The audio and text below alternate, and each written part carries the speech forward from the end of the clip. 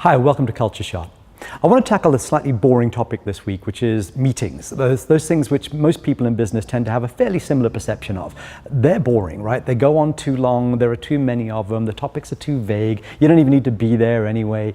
The thing about it is meetings aren't going to go away. They're an important part of our teamwork and communication and so on. So what we need to do is we need to find some ways to make them a little bit more exciting. And luckily I've got 3 great ideas for you today, and that's what I'm going to share with you now. So the first one is hold them in different places, like find different venues for them, literally. About a year or so ago, I was walking around Cape Town through the company's garden, which if you don't know it, it's this beautiful public park in the middle of Cape Town, really, really lovely. And there were these people sitting there on the lawn in business attire with a whiteboard, an honest-to-God whiteboard out in the middle there, and they're all busy marking things off and having a meeting and quite clearly brainstorming something. And I went over to them and I said, you know, guys, what are you doing? This is quite interesting. And they said, no, they've got a new product launch coming up and they're brainstorming it at the moment. And they wanted to get out of the office and find somewhere interesting to do it. So surrounded by like Canadian geese roaming around and people having picnics and children kicking balls over here, they're sitting having this brainstorming session.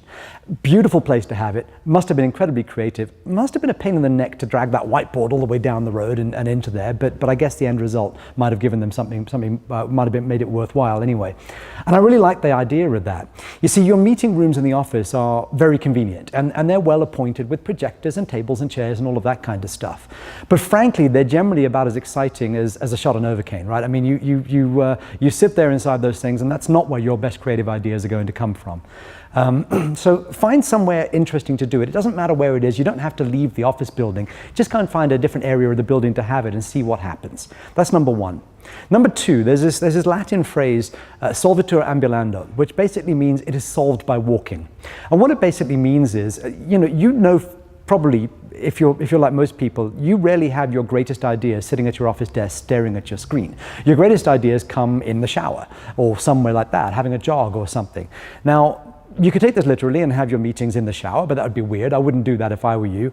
But get the crew up, the team up, go for a walk. Take 20 minutes to walk around the building a couple of times, or find somewhere more interesting than that and actually go and walk. A couple of things. Number 1, the energy is different. You've got a bit more fresh air. You've got a bit more activity. It's very hard to doze off when you're walking. And of course, number 2, you can't stare at your screen and WhatsApp. So you can't pretend to be paying attention when you're not, when you're actually on a walk. So that's a second idea. And then the third one is this. Start your meetings as close to the end as possible. Write your meeting scripts as if they're a good novel. If you ever do a creative writing course, they'll tell you to start your story as close to the end as you can get. So if your story is about a killer on the run or something, the murder's already taken place. The police have already tracked them down. They already know half the information or 90% of the information. And there's that last 10% because that's where the activity is and that's where the gripping story will be. Now here's an interesting thing.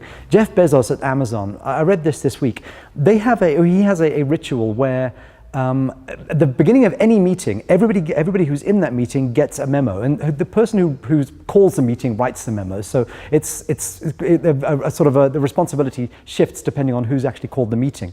And that memo could be 5-6 pages long. Typically, it could take 5, 10, 15 minutes to read. But what will happen at the beginning of every single meeting is the participants will sit there and they will read that memo in silence. So that by the time the meeting starts, they're all on exactly the same page.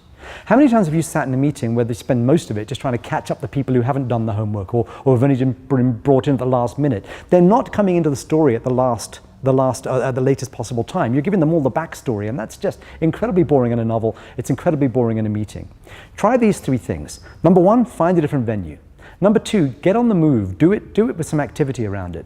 And number 3, start your meeting as close to the end as possible. I think you'll find those meetings might actually turn out to be a hell of a lot more interesting and maybe just what you've been looking for. Have a great week.